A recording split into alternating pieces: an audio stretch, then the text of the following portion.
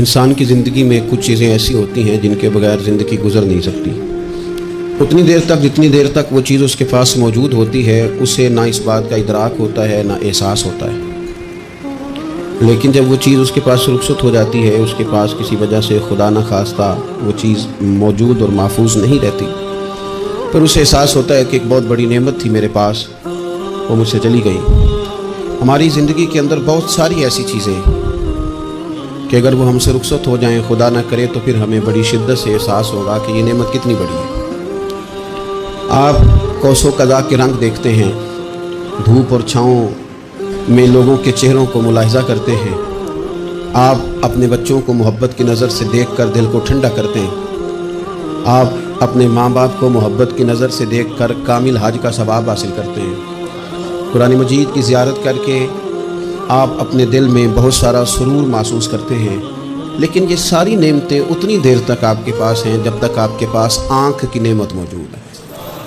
اگر یہ رخصت ہو جاتی ہے نا، اگرچہ اتنی ساری نعمتوں میں یہ ایک نعمت ہے، لیکن آپ آنکھ نہیں ہے تو آپ کو تو اپنوں کا احساس بھی نہیں، آپ تو اپنوں کے چہرے بھی دیکھ نہیں پائے۔ کوئی بھی نعمت جو آپ کے پاس ہے، آپ کبھی محسوس کریں کہ اگر اس نعمت کا وجود ہمارے پاس نہ ہوتا تو ہماری کیفیت کیا ہوتی۔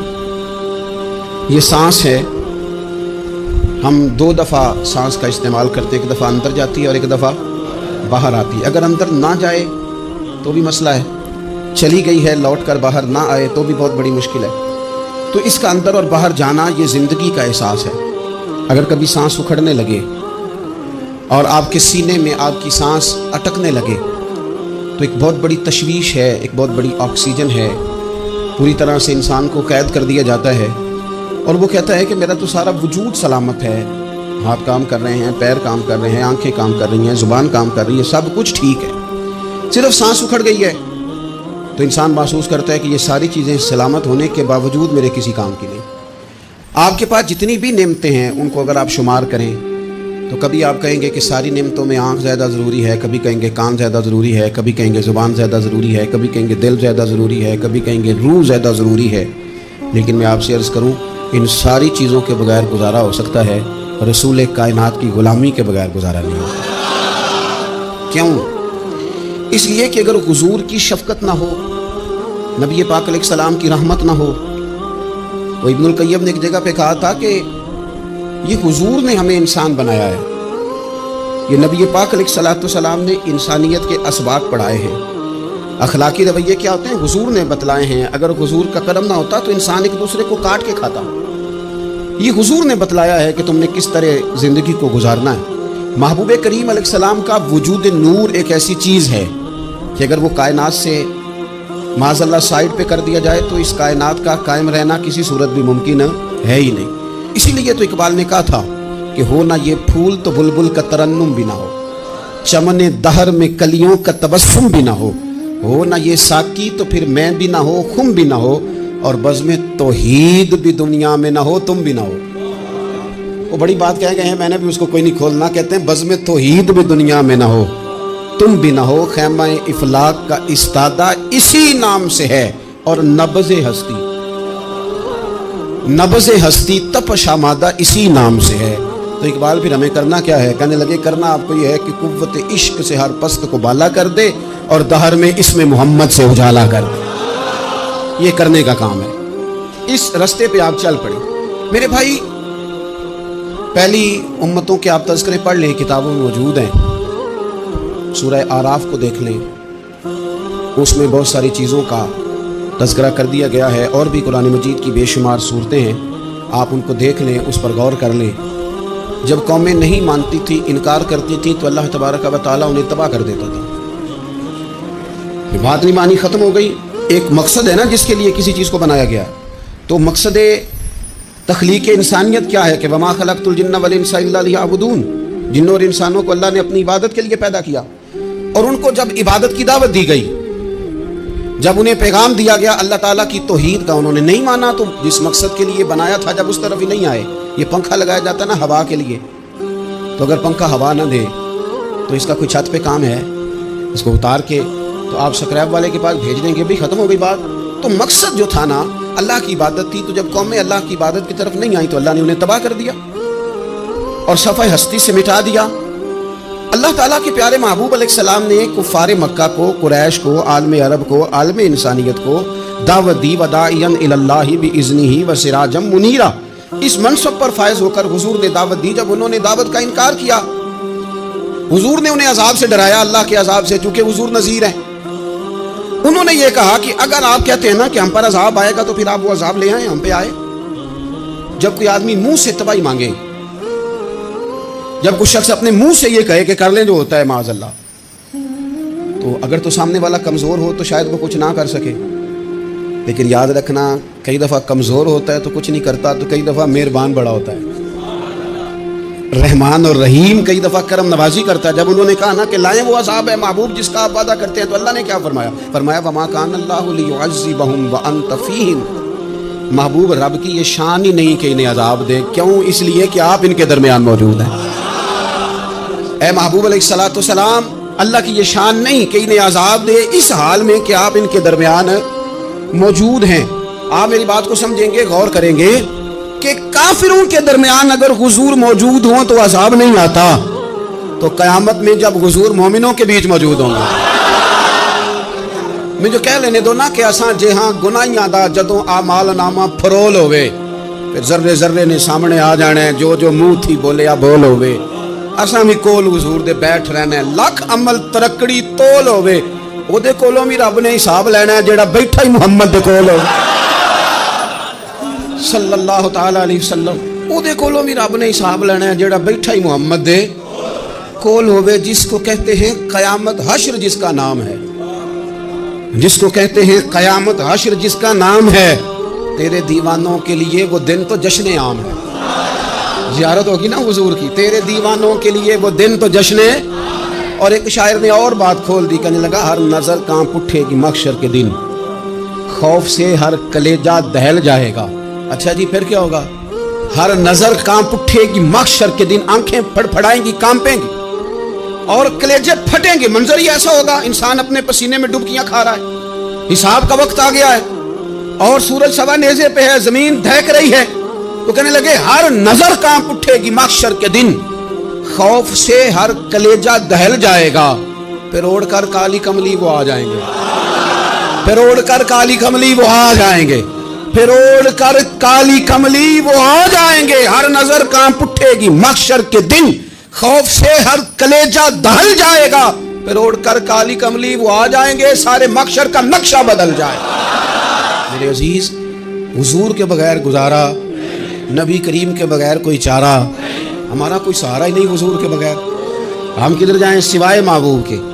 اس لیے نا صحابہ اس بات پر مطلع ہو گئے تھے، وہ نا بڑی بڑی دھیمی دھیمی باتیں پوچھتے رہتے تھے، اطلاع مل گئی تھی نا کہ اصل کرنا کیا ہے، تو جو رازدار لوگ ہوتے ہیں نا وہ پھر دھیمے دھیمے راز کی باتیں کرتے ہیں۔ حضرت انس بن مالک حضور کے خادم تھے، اماں نے دے دیا تھا حضور کی بارگاہ میں، کہتے ہیں میں 10 سال مدینے میں حضور کی نوکری کرتا رہا، تو قریب سے دیکھا تھا نا سارا کچھ، بہت ساری احادیث ان سے مروی ہیں، بڑی چیزوں کو دیکھا تھا، تو اب سیاڑے ہو گئے، باتیں سمجھ گئے، قریب رہنے والے لوگ تو قربان پچھانن والے ہیں، تو گل جان گئے گل کھول دے نہیں، تو قریب پہنچ گئے تھے نا، تو سمجھ آ گئی تھی بات کی۔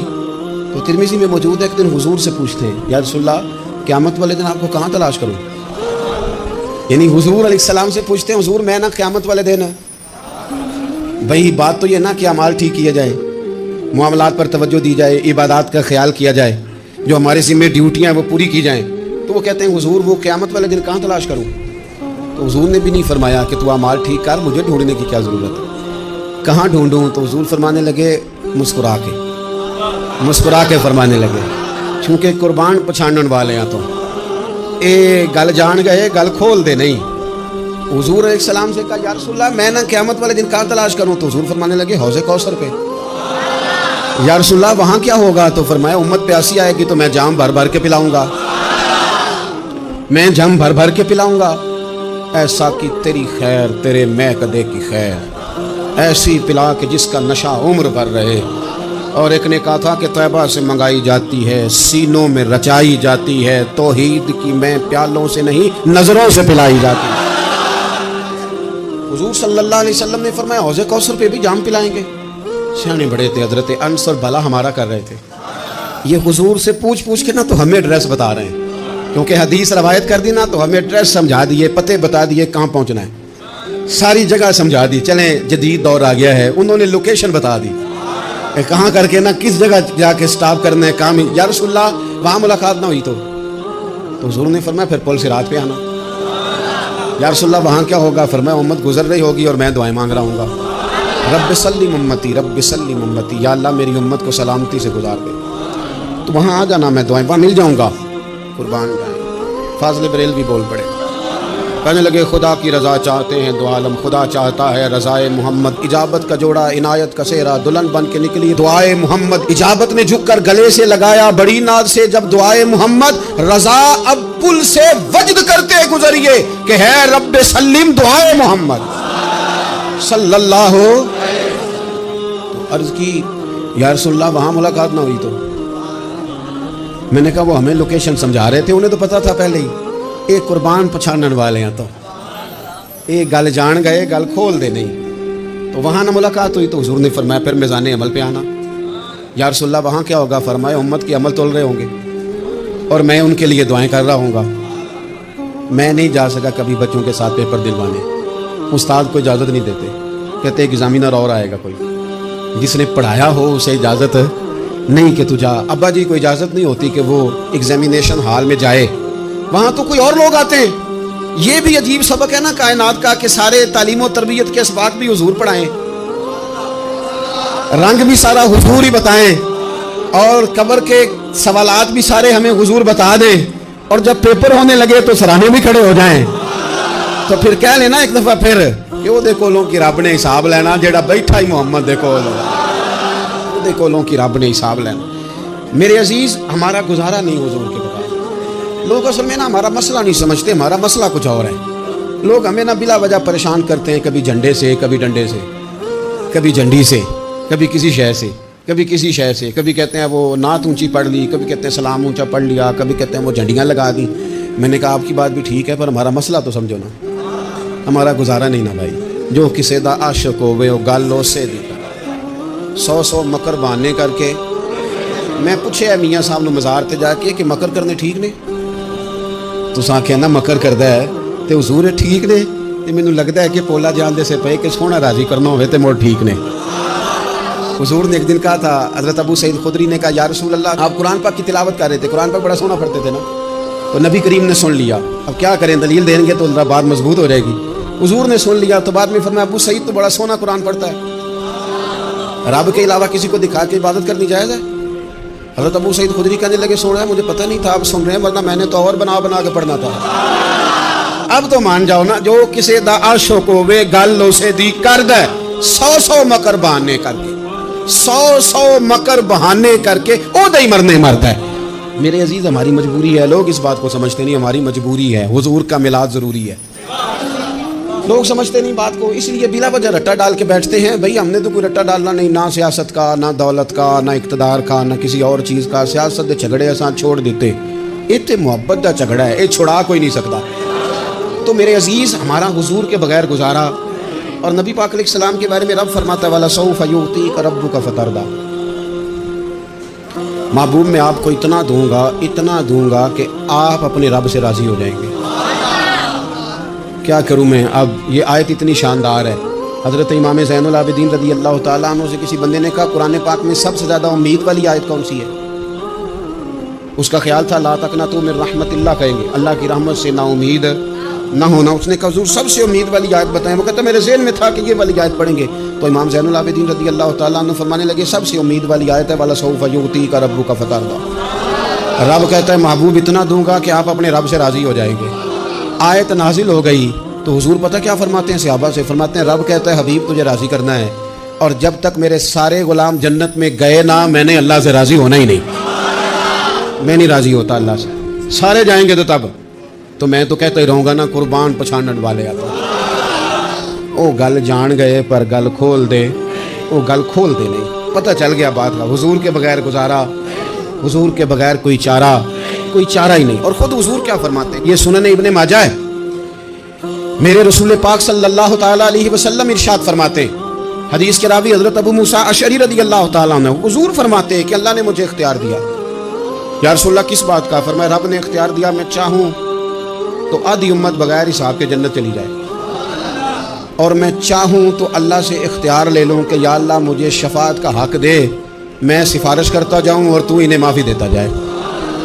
یہ مجھے اختیار دیا اللہ تعالیٰ نے۔ تو حضور کیا فرماتے ہیں؟ فرماتے ہیں وہ آدھی امت والا سودا نہیں میں نے قبول کیا، میں نے نہ شفاعت لی ہے کیونکہ یہ عام تر ہے اور یہ کفایت کرنے والی ہے، یہ عام بھی ہے اور کفایت کرنے والی بھی ہے۔